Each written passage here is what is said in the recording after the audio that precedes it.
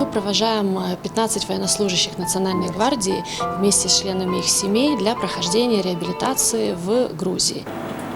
Я хотів би, щоб ви відчули, що проблема, що ви сьогодні маєте якісь завади зі здоров'ям, це не ваша проблема. Це проблема держави, це проблема керівництва Національної гвардії України. І ми будемо робити все можливе для того, щоб ви відновилися, щоб ви рахувалися повноправними членами нашего суспільства. Мы одна семья, мы на одном языке разговариваем, мы и гвардейцы. Спасибо огромное еще раз. Здесь огромная честь для меня стоять перед вами. Есть много государств, много стран, которые хотят помочь. И я не могу сказать, что Грузия является ведущим в медицинских технологиях в мире. Но это уникальный случай, что вы поехали туда, почувствовали себя на родине, потому что у вас действительно было как родных.